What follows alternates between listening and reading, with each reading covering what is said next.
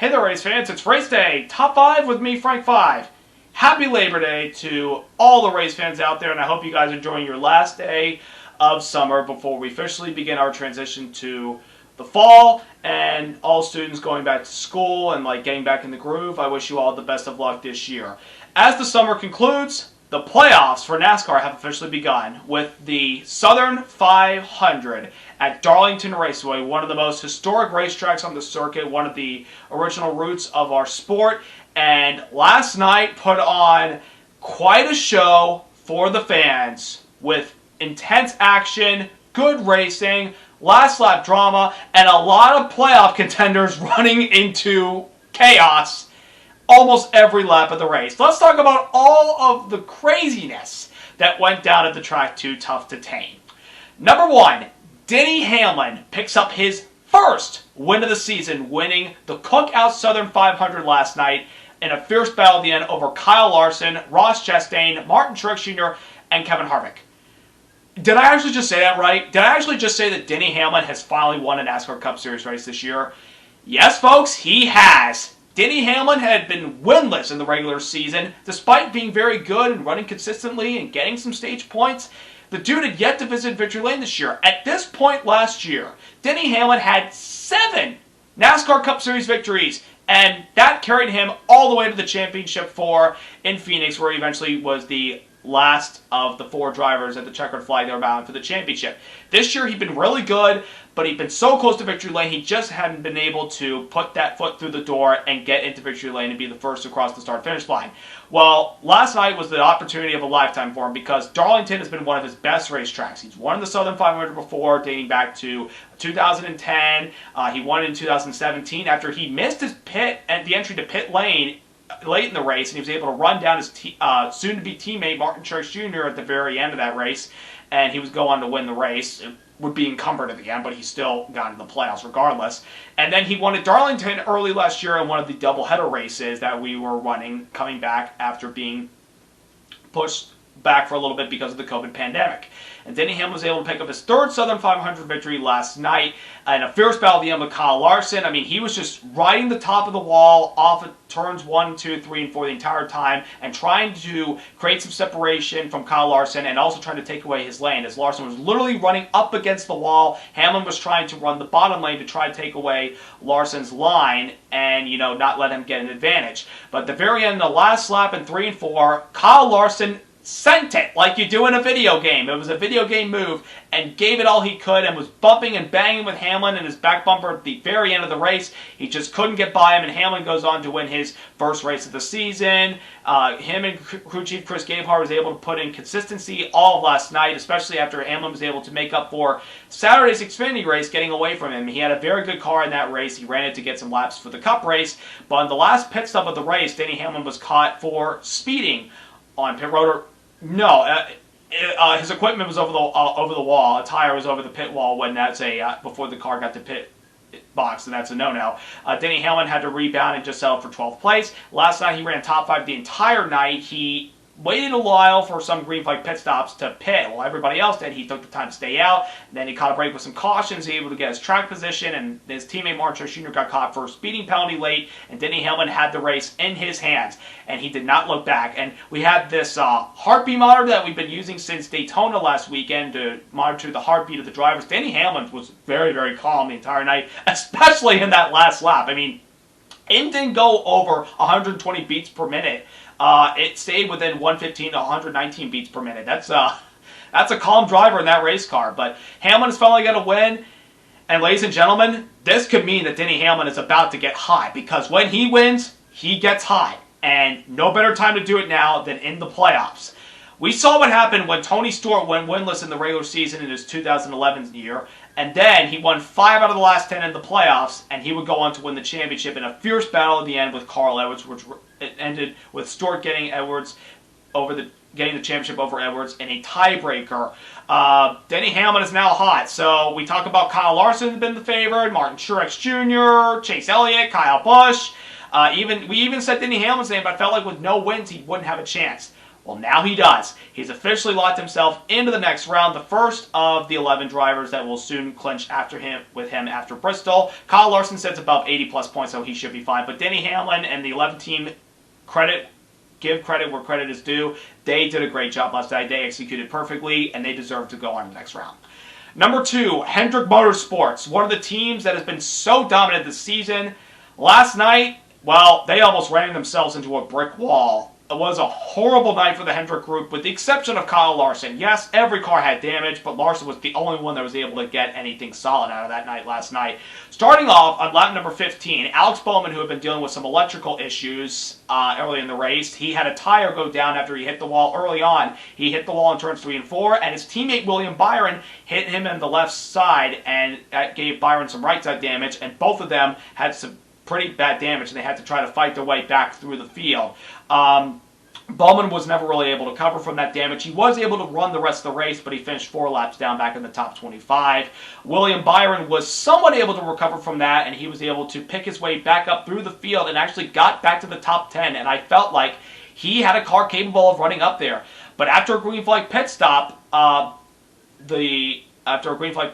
William Byron, coming off of the pit lane, apparently there was a loose valve stem on the left front tire, which caused it to lose air. It went flat, and he went head-on into the turn 1 wall, and it ultimately knocked him out of the race. And right now, both of those drivers are outside the top 12 to make it into the next round. Bowman's only out by 0 points. He's in a tie with Tyler Reddick. Byron is out by 9 points. Now, those points can be made up by both drivers. You just can't afford to have any more bad races the next few weeks. And then Chase Elliott, the reigning Cup champion, he had a lot of adversity last night. During one of the early pit stops under yellow for his teammates, Elliot made contact with the tire of James Davison on pit road because Davison's pit box was in front of the 9, and as Elliot was leaving, he clipped the tire, and he got some left front fender damage. They were able to fix that, and he was able to work his way back through the field. He got to the top 10, then on the green flag pit stops, which eventually led to Byron blowing out his tire, Elliot missed pit road the first time, but he was able to make it the second time. He got a lap down along with other guys, but they were able to take the way around because they just pitted. Then Elliot got himself into the top 5.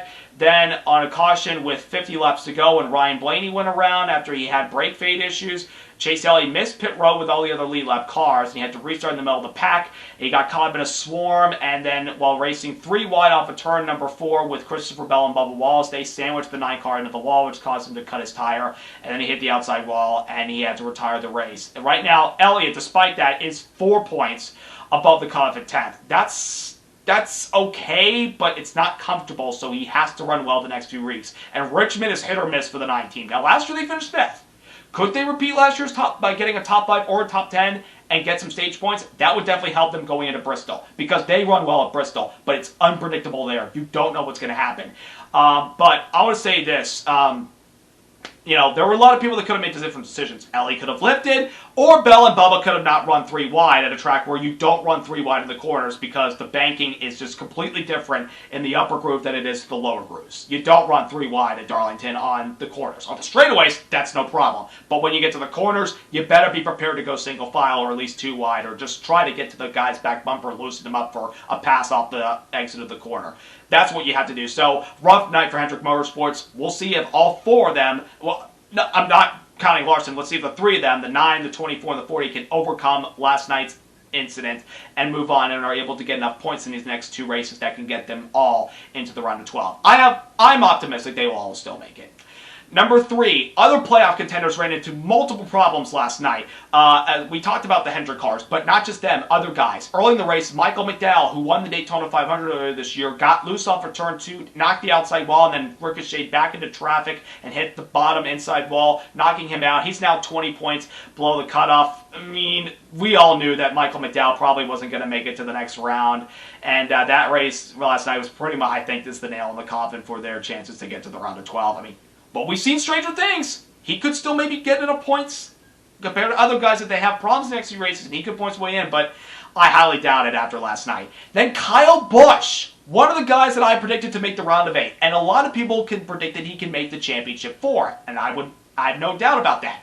But last night, they put themselves in a big hole where they were running top 15, then to begin stage number 2, he was racing in the middle of the pack and then had contact from Austin Dillon in the 3 car, and Kyle Busch hit the outside wall, and that was the end of his night, and he went back into the garage area. By the way, before I get to what he said, on his way back, he was driving to the garage area, he ran over some cones, and there were some people moving back there, and he's running at a little faster speed than expected. You need a little common sense when you're driving back to the garage area where there are people just moving around all that, Kyle. You know, you're one of the best drivers, but think about others other than just yourself at the moment. That was like what he did there. NASCAR hasn't penalized him for that. They're going to look into it just like his incident in New Hampshire where he was bumping the back of the pace car after he wrecked when it was raining in turn 1 and 2 on the 7th lap of the race. Kyle Busch, he's known for having a temper, and he showed in his interview last night saying that, you know, we drove like bleep, and we deserved to run like bleep. I'm not gonna, for children watching, I'm not gonna let you guys hear what he had to say. I mean, if you saw it on television last night, you know what I'm talking about. He was upset, not with Austin Dillon. He was upset with himself and the team. He was calling out his team for saying, you didn't bring the best car for me. And, you know, Marty Sutter tried asking him, do you feel confident for the next 2 races at Richmond and Bristol, tracks where you have been very successful before? And he said, don't care, we got what we get. I mean, he sounds pretty upset, and, like, this is a driver that I think is losing confidence in his team right now. So, I mean, we've seen that Gibbs is finally beginning to catch on Hendrick Motorsports, and I felt like Kyle Busch was one of those guys, but after last night, I have second thoughts about that. I mean, could Kyle Busch get eliminated in the round of 16? He's never been eliminated in the round of 16, folks. Never. Ever since the playoff format started in 2014, he has never been eliminated in the round of 16. A 2-time Cup champion could find himself on the outside looking in after Bristol.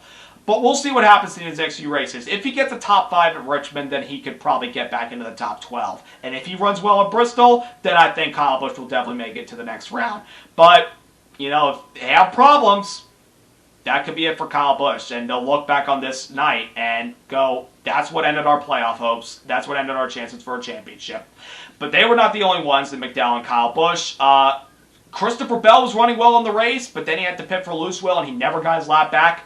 Eric Almirola was running well, but then he faded. Tyler Reddick was running well, then he faded. Ryan Blaney started on the pole, and he looked like to have a good race car, especially with all the bonus points he's garnered over the last 2 races before last night. But last night he dealt with some brake fade late, and he spun around 50 to go. He finished the lap down the top 25, and he's a 20-plus point cushion going into the next 2 races. And thank goodness he has 20 points going to Richmond, because he's never good there. I mean, he's borderline a top 15, top 20 driver at Richmond. Unless if they somehow turn around their program there, we'll see what happens. But Blaney, out of all the playoff drivers that had problems last night, he was fine.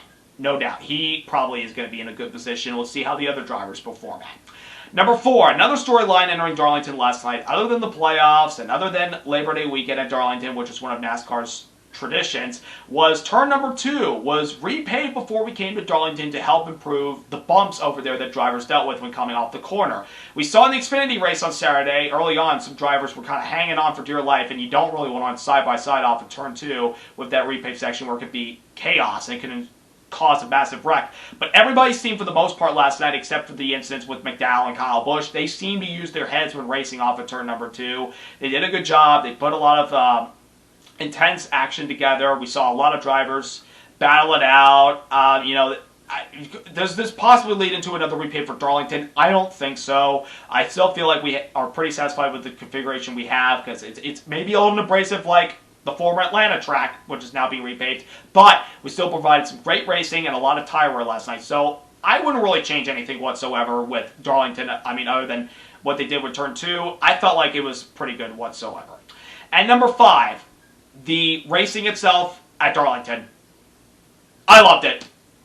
Darlington, going back to the 750 horsepower package at Darlington was a perfect move. The racing last night was so tense, and the drivers were really working last night. Not just the playoff drivers, the other drivers too. I mean, we saw a lot of drivers that weren't in the playoffs last night have some great runs. Ross Chastain got 3rd. Corey LaJoie for Spire Motorsports was running in the top 10 at one point at times last night. They legitimately had a great race car. Ricky Stenhouse was up there. Ryan Preece was up there. Ryan Newman was up there. A lot of drivers in non-playoff mode really had some good runs last night. The playoff drivers and those other non-playoff drivers really worked hard on driving, were driving really aggressively and really hard last night, because this is the first race in the playoffs, and we're coming down to the end of the season in general, and the battle for championship's on, but other guys are fighting for other reasons, like 17th, the first guy out of the playoffs, which I don't think that's much of a victory, but you can at least say, hey, I was the best of any driver that did make the playoffs.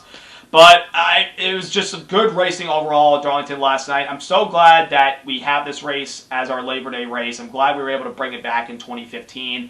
And the 750 horsepower package just put on some great racing last night. I mean, even last year's Darlington race was pretty good, but I think last night's was way, way better.